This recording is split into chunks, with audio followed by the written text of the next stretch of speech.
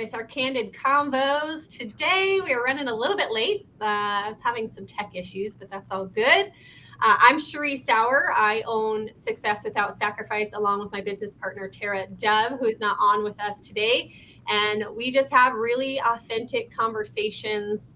And we were just chit-chatting before. Tanya was just saying she forgot to set her alarm and rolled out of bed. And we were just saying we're so thankful that you just showed up and that you're here. That's what this is all about. So I will let each of you introduce yourselves, and then we will get into our topic for today. Okay, go ahead, Tanya.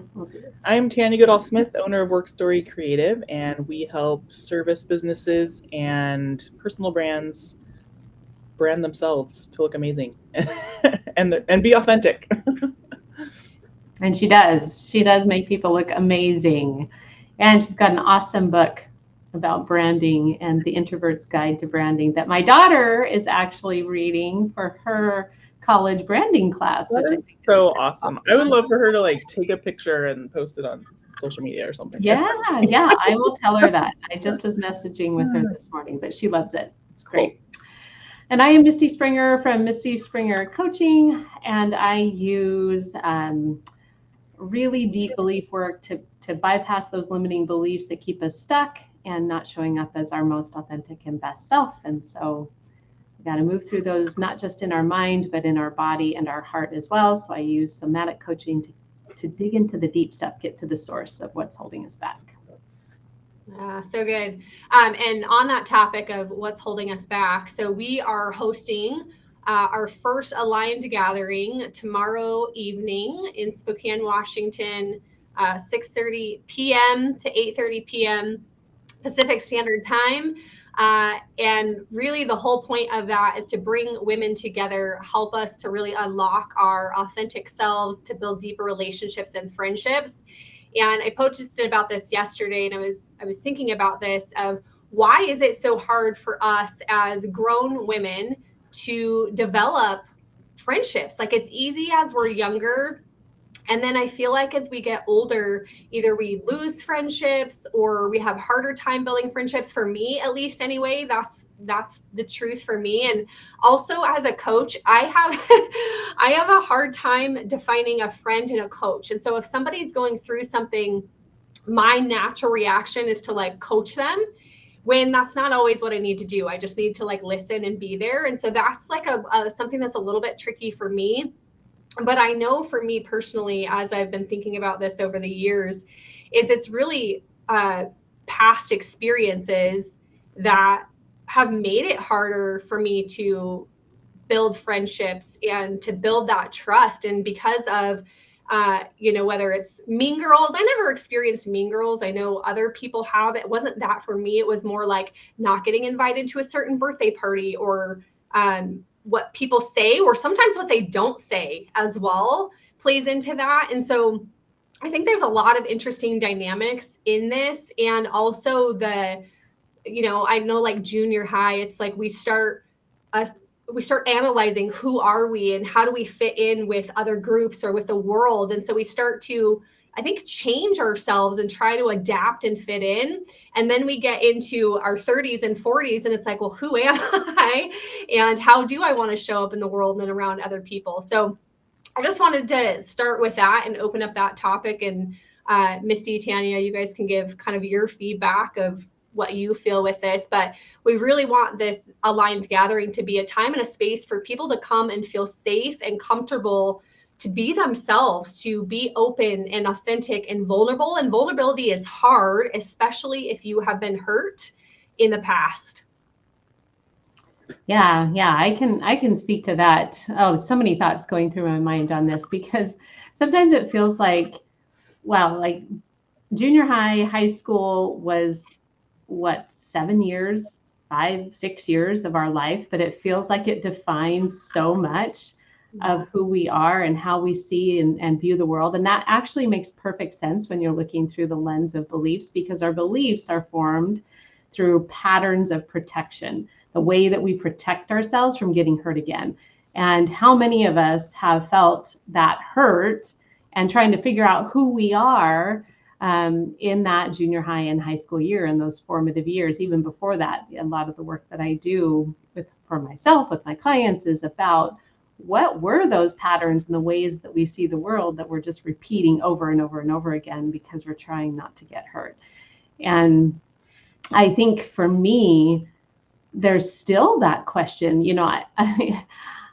I think we try to understand who we are, but that's a lifelong process. Like I feel like I am still redefining not all parts of me, but there's parts of me that I'm learning to understand better, parts of me that I've just now been able to take a look at because I'm in a place where I feel more comfortable and I can be vulnerable enough with myself to even look a little deeper at some things that maybe I didn't want to take a look at a couple of years ago.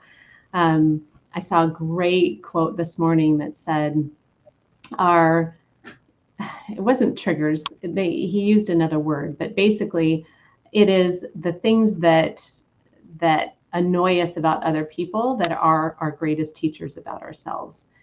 And that's the parts of myself that I'm starting to take a look at more closely. There's so many things that I can say, oh, that's somebody else's fault. But really, when I take a deeper look, it's like, oh no, that's me needing to learn something about myself. And so anyway, for me, growing up, it was being painfully shy. I was so incredibly shy. And I didn't like that about myself. I didn't like the view that other people had about me.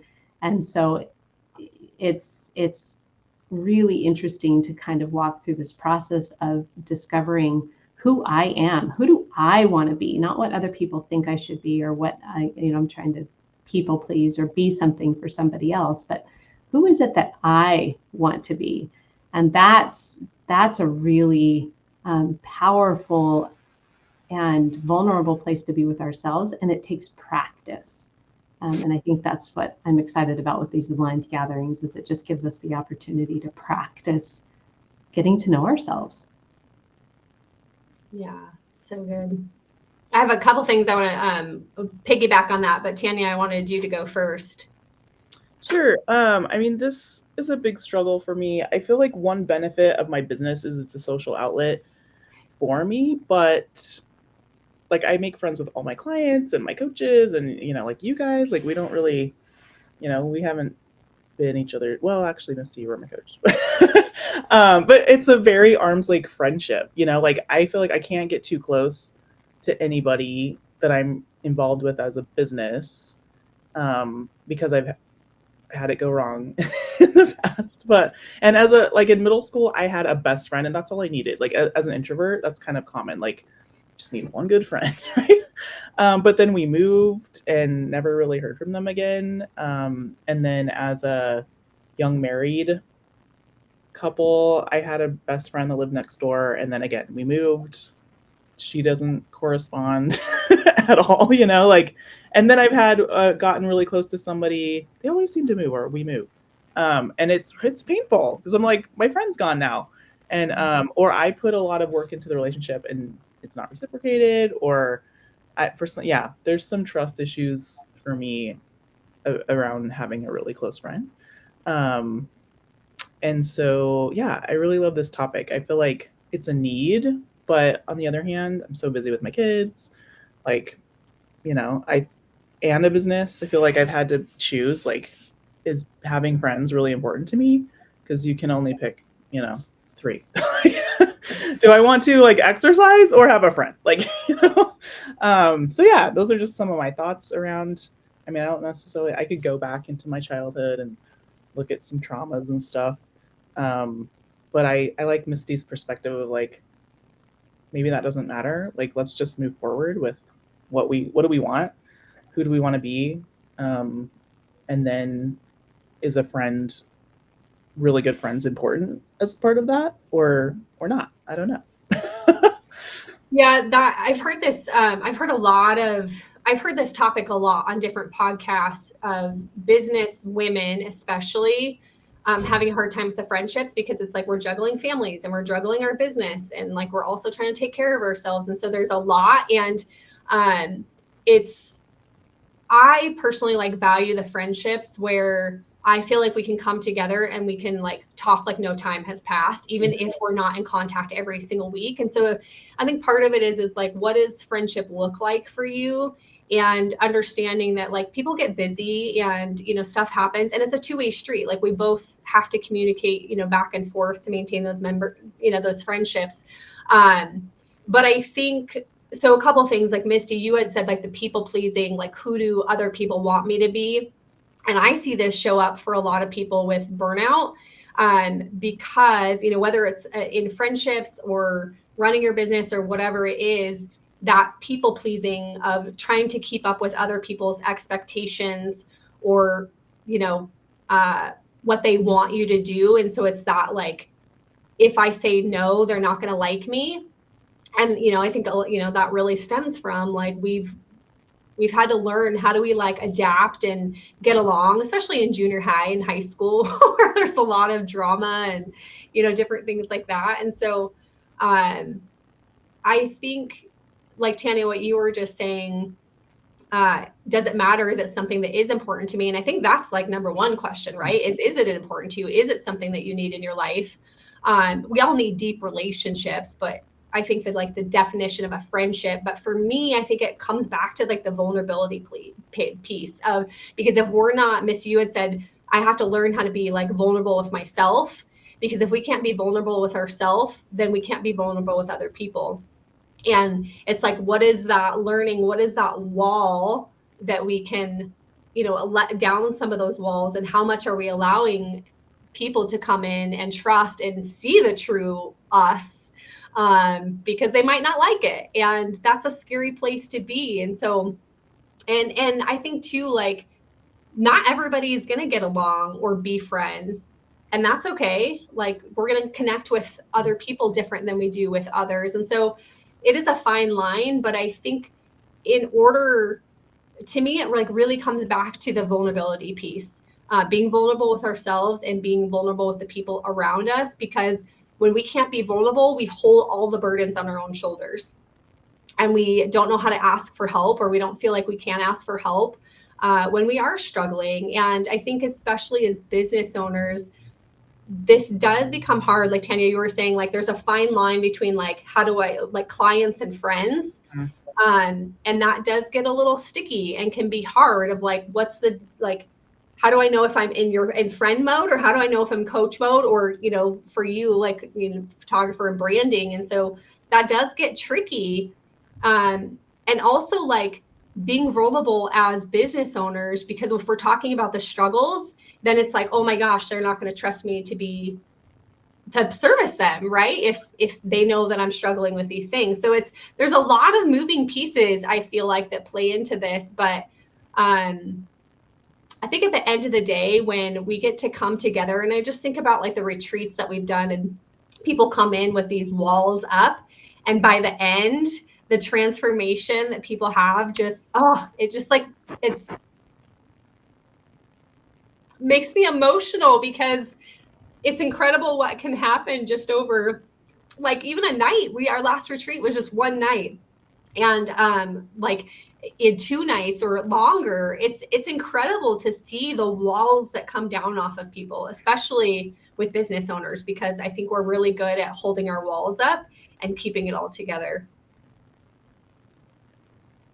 Yeah, for sure. And I love what you said about the people pleasing and vulnerability, being vulnerable with ourselves, because I think sometimes it's not even about like trying to keep up with what somebody else is wanting from us. It's trying to keep up with what I perceive they want from me. Yeah.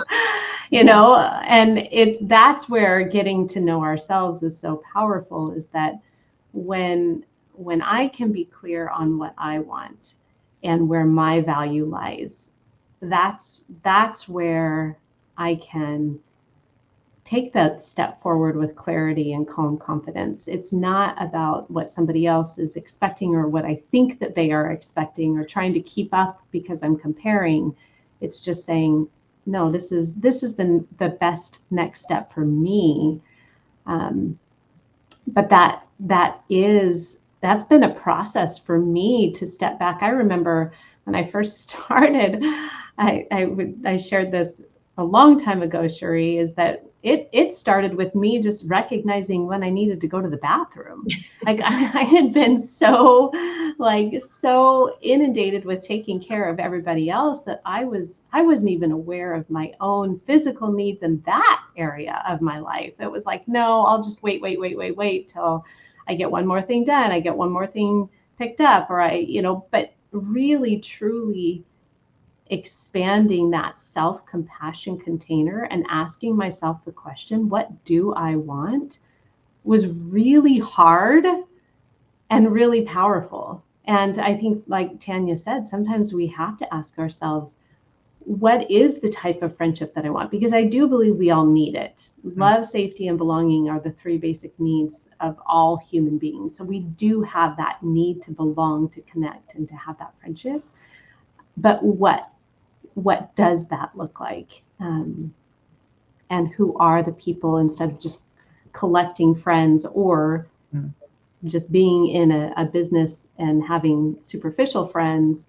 Neither one of those, maybe they fill your need, maybe they don't. But what is it that you truly want? And starting with that question is powerful. Yeah.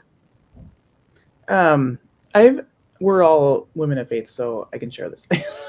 Who knows who's listening? But I've had times where I've prayed for a friend, like I need a friend, or who needs me as their friend. I think that often happens. Like someone will come into my life for a short time, and then they leave, or I leave, and I'm like, that was weird. Like, such a short time, but we like filled each other's need, like very specific. So that's been interesting to me. Like sometimes when I'm feeling like, oh, I really could use a friend, and I'll just pray for the right one to come into my life. And that's been, there always has been one that comes. I find that they're usually kind of short lived though. So it's this very specific, like divinely called friend, I guess, which is very You need to pray for a long-term friend. I need to pray for a long-term friend that lives next door and has a daughter for my daughter. Because my daughter doesn't have any friends that live nearby either. So anyway. It's it's an interesting dynamic. I have felt that too, of like kind of like grieving lost friendships and recognizing that, man, I'm really emotional today.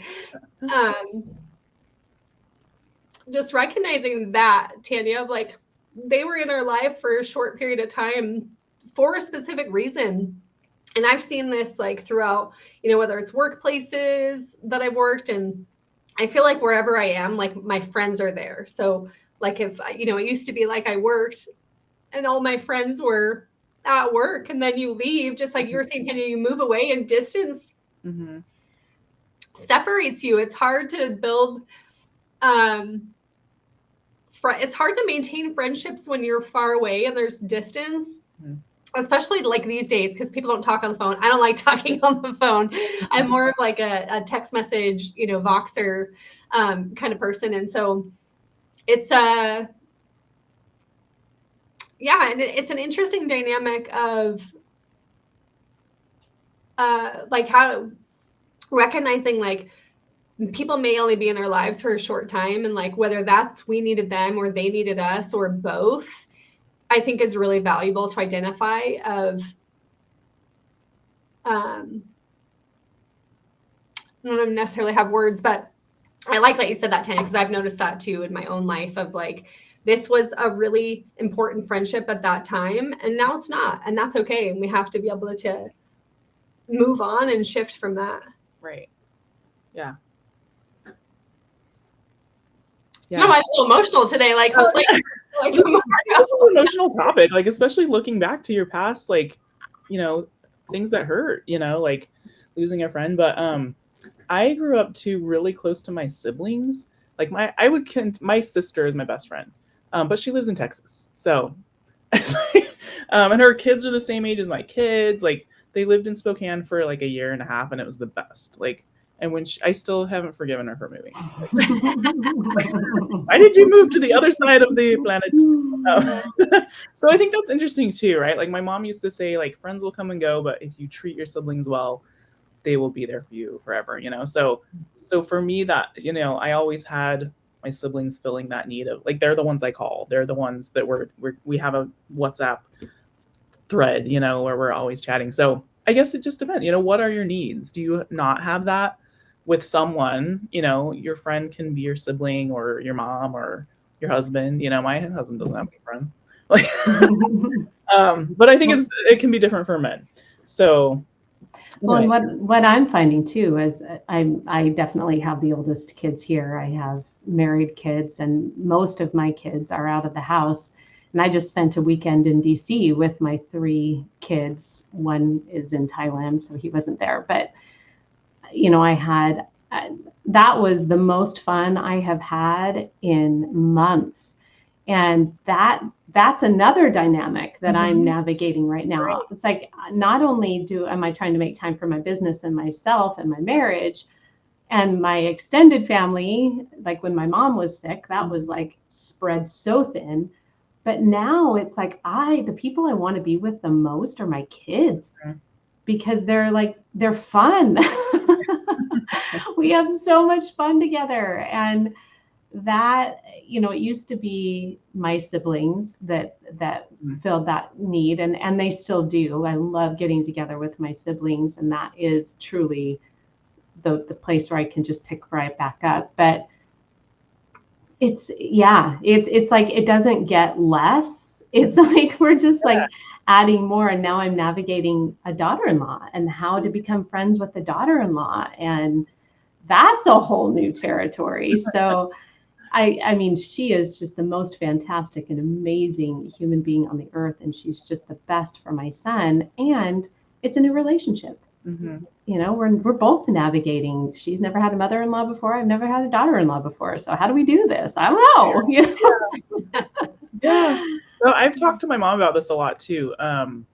Because her and my dad, well, they just moved back to my dad's childhood home. So that's been interesting. They're like hanging out with my dad's high school friends who were really close back then. So that's been interesting. But like through the years, she's like, I don't have close friends, and it's a struggle. I guess it never goes away. So unless you happen to have a best friend that, like, I am always a little envious of people who like lived in the same place their whole life and like still have their best friend. I've moved around a ton. So, but yeah, I definitely, it's an issue. It's a struggle for all women, it seems. Yeah. No matter how old you are. And I think there's different like seasons too. Right. Obviously, we're not like high school. It was all about your friends, and that's all that mattered. And so, there's seasons too, and seasons either like in your year, whether your month, your seasons in just your life of how much you can put into a friendship. So I think all of those things play a factor, but I know that we are about due for time here as we just wrap up. So just wanted to, again, talk about the Aligned Gathering that we are hosting tomorrow night. This is going to be at 6:30 p.m. at Burbity off of Sullivan. Shout out to Burbity for sponsoring the space for us. So this event is free.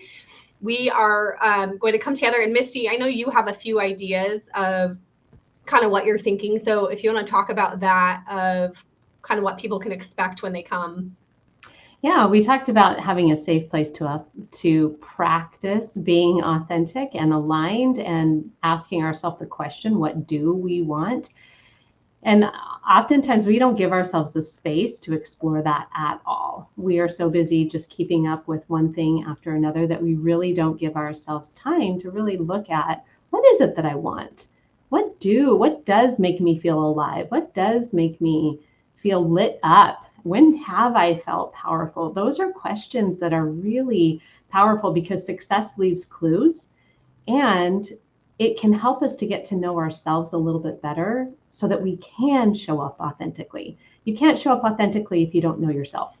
Yeah. And that's where it begins. So a lot of the exercises that we'll be doing are just about creating space to get to know yourself very, very gently. This isn't going to be a deep dive, like we're not throwing you in the deep end, but just some questions to explore, to give yourself the time and the space to get to know yourself, get to know what you want, and then also the opportunity to meet other women who are doing the same. When you're in a room in the energy of growth, it's electric. And it's that rising tide lifts all boats. When you are in a room with other women who want to be authentic, who want to get to know themselves, who want to be the best version of themselves, it's a powerful collective part of the experience. And so I'm just excited to be in the room with some women who are ready to connect, to share, to grow, to be practicing their alignment and authenticity. So that's kind of the plan for tomorrow. Very specific guided activities, and also just total downtime to just socialize and be with each other. Yeah, so good. We did put on there, if you can just bring, if you want to bring a drink or a side dish or appetizer, something easy, doesn't have to be complicated, doesn't have to be cooked out of your kitchen. We will have food. However, do not let that stop you from coming. I want to say that, like, if you are running late or you feel like it just feels overwhelming to bring something, just show up. Like, we just want you there. That's really all that matters. I say that because I'm the type of person, like, if there's something coming up and I'm like, oh my gosh, I gotta figure out what to make. Like, a lot of times I just won't go. And so just show up. If you can bring something, great. If you can't, that's okay too. We just want you in the room. And yeah, super excited. Show up however feels good to you. If you're coming from work and you're in business attire, great. If you're coming from being a stay-at-home mom and your yoga pants, that's great too. Show up in whatever way feels comfortable for you. This is not like come and you don't have to feel like you're in a professional space. That's not what this is about. This is really just about connection and growth. So whatever feels good to you, show up. And we will have, as you enter into Burbity's kind of bigger, we're going to be off to the left. So you'll come in the doors and it'll be off to the left side. We'll have a sign or a balloon or something to direct you, make sure that you know where you're going. But I think that's it. Tanya, Misty, do you have anything else you want to say on that topic? No, just message us if you have any questions. Yeah. All ages are welcome. I had one lady, she's like, can old ladies come? I was like, yes. All women. It's open to anybody. Wisdom. Everybody. We want your wisdom. Yes. Yeah, absolutely. Yes. And then I will drop the link to, we don't have a registration. It's not an official registration. It's just mark if you're going, if you're planning to come, and then whoever's going to be there is going to be there. It's going to be amazing. And I'll drop the link to the information, the address, everything that you need in the comments below here. So, all right, everybody. Thanks, ladies. We'll see you next week. Or actually, we'll see you tomorrow. Yeah, see you tomorrow. Bye.